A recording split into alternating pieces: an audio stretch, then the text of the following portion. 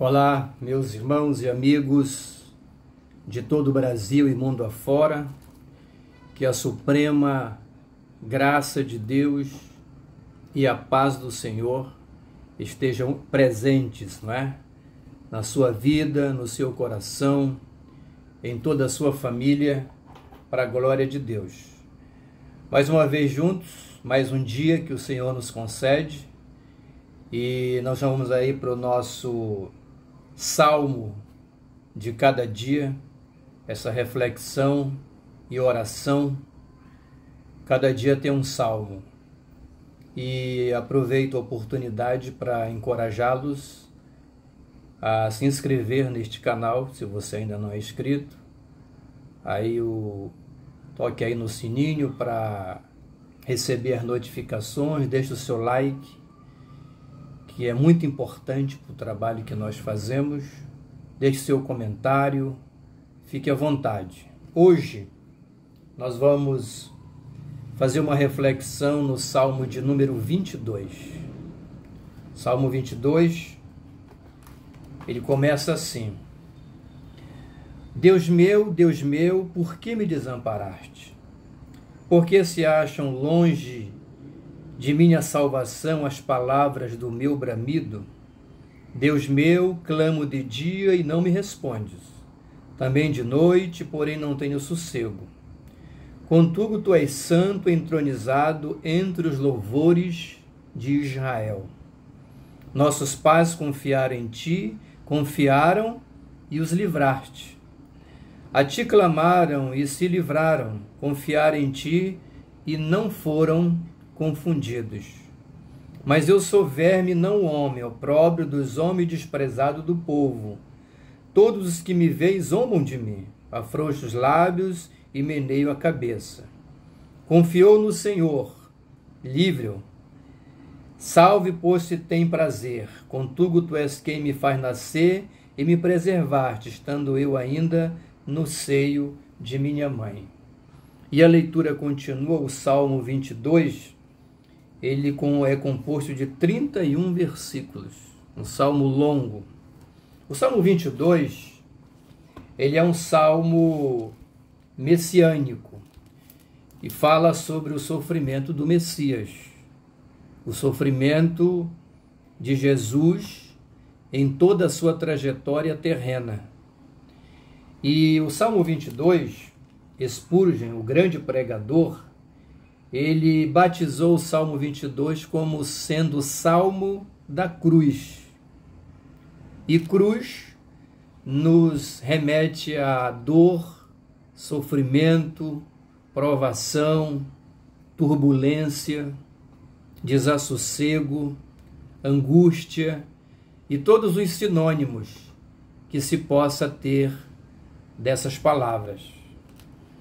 E o salmista aqui, Davi, que é o autor deste salmo, ele faz uma exposição muito interessante sobre a vida do Messias. Ele estava aqui profetizando, uma vez que o salmo vem muito tempo antes, né, do sofrimento de Jesus propriamente dito. Mas a título de reflexão, nessa oportunidade, cabe aqui uma pergunta. O salmista está dizendo: Deus meu, por que me desamparaste? Foram exatamente as palavras que Jesus proferiu na cruz, nos seus momentos finais.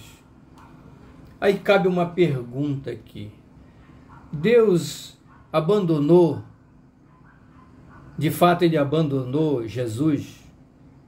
Virou as costas para ele? Sem dúvida que isso aconteceu. E por que isso aconteceu? Porque quando você olha para a cruz, quando você olha para a cena de Jesus sendo crucificado, o que nós vemos ali? Nós vemos o processo da substituição, que é uma doutrina integrante da doutrina da salvação.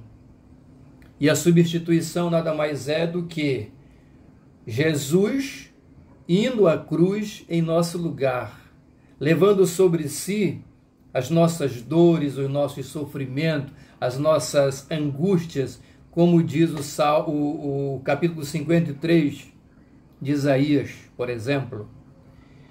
Então acontece a substituição, ou seja, o que era para nós, ele assume. Jesus assumiu a nossa conta, a nossa dívida. Ele foi à cruz, fez um sacrifício que a gente chama de sacrifício e morte vicária, ou seja, substituta, em nosso lugar, nos trazendo paz, nos garantindo a redenção, a salvação e a possibilidade de nos tornarmos filhos de Deus, além de criaturas. Isso é uma coisa maravilhosa. Agora, por que Jesus é abandonado pelo Pai? Porque é exatamente por esse motivo, que quando o Pai olha para ele, enxerga o quê? Ele enxerga eu, você, nós, as nossas mazelas. E apesar de que Deus tem um profundo amor pelos pecadores, ele repudia o pecado. Pecado é barreira, é impedimento. Deus não se agrada, mas o pecador ele ama. Então Deus virou as costas para Jesus por esse motivo, não que fosse um abandono absoluto e eterno, digamos assim, mas ele abandonou porque naquele momento ele olhou e viu tudo quanto Deus repugna, que é a vida pecaminosa, as misérias dessa natureza humana que nós carregamos. Mas Jesus pagou o preço. Depois de falar isso, ele disse: tudo está consumado, ou seja, o preço foi pago. E agora nós podemos ter paz. Amados e amigos, esse Jesus que sofreu na cruz, que passou por tudo isso, ele nos deu um alerta. Olha, no mundo tereis aflições, mas tende bom ânimo, eu venci o mundo. E eu gostaria de repetir aqui novamente o que temos falado em outros salmos, em outros momentos de reflexão, é que existe um falso evangelho sendo pregado aí mundo afora. Qual é esse falso evangelho?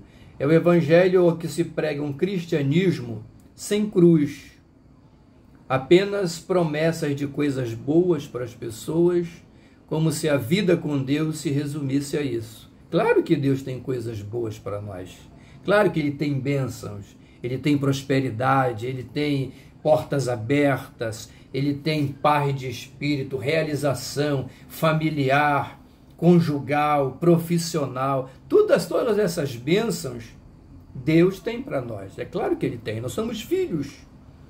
Ele não reservaria o pior para os seus filhos. Mas a vida com Deus, o reino de Deus, não se resume a isso.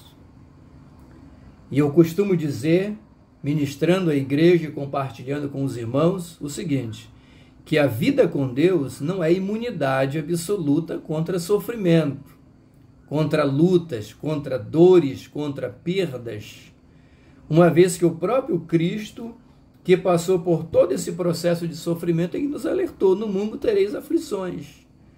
Pisou aqui, se tornou homem e passou por tudo isso. E nós, como nascemos, peregrinamos nesta vida no tempo que Deus nos permite caminhar e da mesma forma enfrentamos lutas. Mas o Senhor é quem nos acode, é quem nos sustenta, é quem nos ampara, é quem nos consola. Eu não sei como é que foi o seu dia hoje e que tipo de fase, vamos dizer assim, você está atravessando na sua vida pessoal, familiar, profissional, espiritual. Mas não importa o que você esteja passando, receba a palavra do Senhor que esse mesmo Jesus que sofreu, ele venceu. E ele vai estar de mão estendida para nós, segurando em nossas mãos para a gente caminhar também em direção a inúmeras vitórias e bênçãos que ele tem para nós. Vencendo pela fé, carregando a cruz, Como disse Spurgeon, né? O salmo da cruz, levando a cruz até por uma coroa trocar. Que Deus te abençoe. Permita-me orar em seu favor neste momento. Gracioso e eterno Deus, recebe a nossa gratidão neste final de tarde desta quinta-feira. Nós elevamos a nossa prece diante da Tua presença. Perdoa as nossas fraquezas e fragilidades. Renova a nossa fé, as nossas forças, as nossas energias, para que possamos peregrinar, continuar a nossa jornada.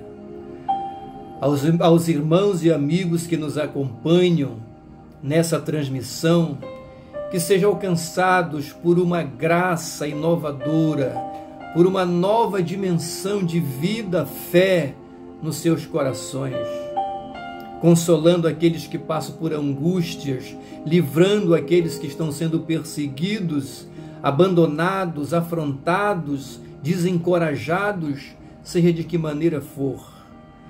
Alcança, Pai, esses irmãos, esses amigos, essas pessoas. Que o Salmo 22, o Salmo da Cruz, nos inspire a continuar e não desistir da nossa caminhada, seguindo em frente, avançando pela fé, sabendo que Jesus de Nazaré, que sofreu tudo por nós e venceu, é o nosso companheiro presente para nos levar a grandes momentos de vitória. No nome soberano de Jesus de Nazaré, nós te agradecemos, agora e para sempre. Amém. Foi uma alegria, um prazer estar mais uma vez junto com vocês. Que o Senhor confirme essas palavras, essa oração, e eu desejo a todos uma noite riquíssima e abençoada na presença do Senhor. Se essa mensagem te alcançou, te tocou e abençoou a sua vida, faça um favor ao reino de Deus. Compartilhe com tantas pessoas que você conhece que também serão abençoadas. Lembre-se que Deus mudou a sorte de Jó quando ele intercedia pelos seus amigos. Que o Senhor te abençoe e receba um carinhoso abraço do reverendo Ed S., da Assembleia de Deus da Estrada Nova, em Belém do Pará.